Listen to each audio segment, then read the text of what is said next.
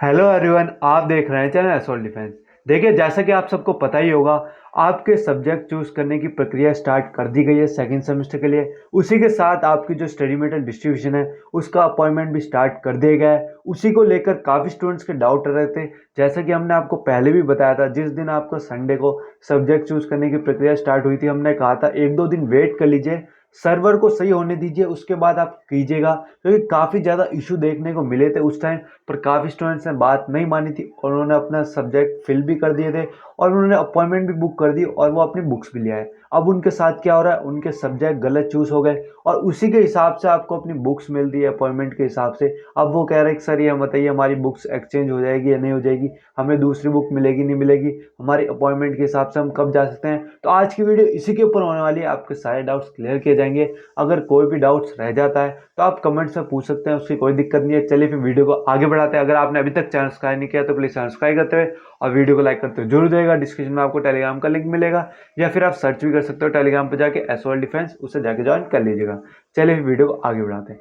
सबसे पहला doubt, BA programme major और माइनर सब्जेक्ट की दिक्कत। देखिए, ये दिक्कत आपकी जब स्टार्ट हुआ था उसी टाइम से स्टार्ट हो गई थी संडे को ही, कि मेजर वाले माइनर में शो कर रहे थे और माइनर वाले मेजर में शो कर रहे थे। अब आपको लगता होगा ये कोई छोटी दिक्कत है, पर ये सबसे बड़ी दिक्कत है, क्योंकि मेजर माइनर का इशू आप स्टूडेंट्स के लिए काफ़ी बड़ा आपका प्ले करता है रोल, आपके जो एग्ज़ाम होंगे उसके हिसाब से। तो अगर आप गलत चूज़ करते हो और आप उसी हिसाब से पढ़ते हो और एग्ज़ाम में जो आपके सही सब्जेक्ट है उसके हिसाब से आ जाता है, तो आपको इसमें क्या करना है। देखिए, जिन स्टूडेंट ने संडे या मंडे सुबह को भरा था उन सबके साथ ये दिक्कत आ रही है, पर जिन स्टूडेंट्स ने बात मानी और 1 से 2 दिन बाद भरा है उसके साथ कोई दिक्कत नहीं है। उसके मेजर वाले में मेजर सब्जेक्ट चूज हो, मेजर सब्जेक्ट शो हो रहे हैं और माइनर वाले में माइनर, क्योंकि उतने 2 दिन के बाद उनका ग्लिच सही कर दिया गया था। ये बात आपको समझ में आ गई। तो ये मान के चलिए जिनके अब गलत सब्जेक्ट चूज हो गए उनको क्या करना है।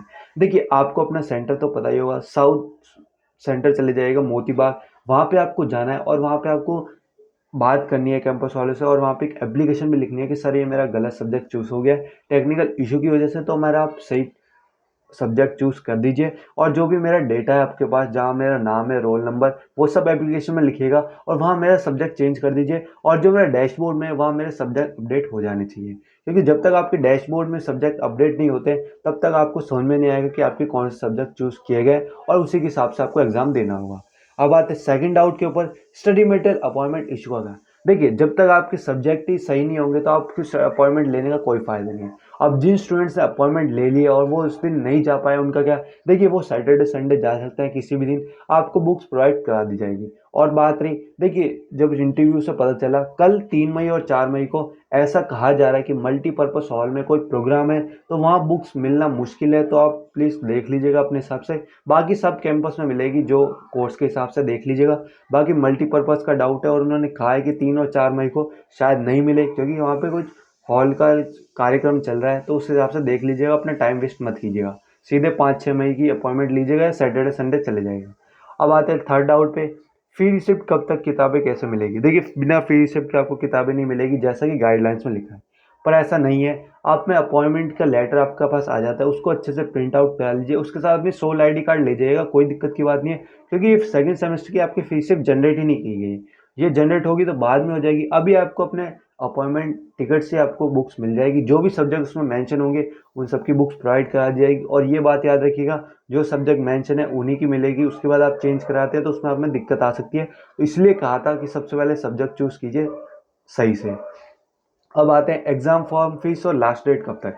देखिए, एग्जाम फॉर्म फीस कुछ भी नहीं लगनी है और उसकी लास्ट डेट 5 मई है। तो जब कुछ पैसे ही नहीं लग रहे तो आप क्यों सोच रहे हो, अब भरना स्टार्ट कर दीजिए। जिन स्टूडेंट्स अभी तक सोच रहे हैं आराम से भरिए, अब आपको कोई इशू देखने को नहीं मिलेगा।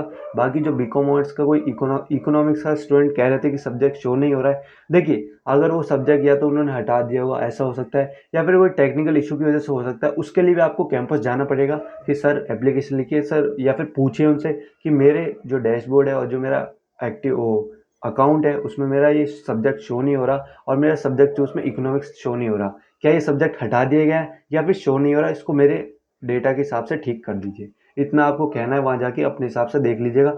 जो भी आपको केशवपुरम होगा बीकॉम वाला का, तो आप वहाँ जा सकते हैं। अब आते हैं गलत सब्जेक्ट चूज कर लिए ठीक कैसे होगा।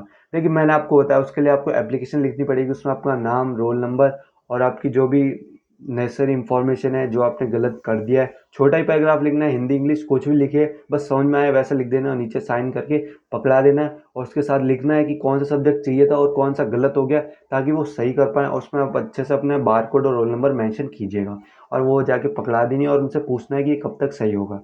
ये बात होगी। अब बात है हिंदी एंड इंग्लिश मीडियम कौन सा सेलेक्ट करें हम। देखिए काफ़ी स्टूडेंट ऐसे हैं जिनके जनरल इलेक्टिव वगैरह कोई भी कोर्स में इंग्लिश और हिंदी में उन्हें समझ में नहीं आ रहा है कौन से ले। देखिए यहाँ पे आपको 3 सेशन में आपको बाँटा जाता है, 12वीं, 10वीं, 8वीं। अगर आपने 12वीं तक पढ़ी है तो आपको इंग्लिश ए मिलेगी, 10वीं तक पढ़ी है तो इंग्लिश बी और 8वीं तक पढ़ी है तो इंग्लिश सी मिलेगी। सबसे आसान इंग्लिश सी होती है, उसके बाद इंग्लिश बी और सबसे हार्ड इंग्लिश ए मानी जाती है जो है लिटरेचर। ऐसे ही हिंदी में होने वाला है ए, बी, सी आसान, बी थोड़ी हार्ड, ए सबसे हार्ड। ऐसे हिसाब से आपको मिलनी है तो उस हिसाब से आप देख लीजिएगा कि आपको क्या पढ़ना है और आपने कब तक कहाँ तक पढ़ी है। और दूसरे लैंग्वेज के अगर आप लेना चाहते हैं या पढ़िए तभी लीजिएगा जब उनको स्टडी मटेरियल मिलने में और कोई भी ऑनलाइन आपको पढ़ने में बहुत दिक्कत आने वाली है। हो सके तो इंग्लिश और हिंदी पे ज़्यादा फोकस कीजिएगा ताकि आपको स्टडी मटेरियल में मिल जाए और आप कहीं से ना कहीं से पढ़ भी पाएँ। तो बस इतना ही बताना था। अगर आप अभी भी कोई डाउट पता है तो आप कमेंट से पूछ सकते हैं। बाकी कोई दिक्कत की बात नहीं है, जो हुआ है कैंपस जाइए वहीं जाके ठीक हो पाएगा। इधर उधर से पूछने से कुछ नहीं होगा, आपको खुद जाना होगा तभी आपके सब्जेक्ट सही हो पाएंगे, वरना आपको एग्जाम टाइम में बहुत दिक्कत आने वाली है। चलिए फिर वीडियो को यहीं ख़त्म करते हैं।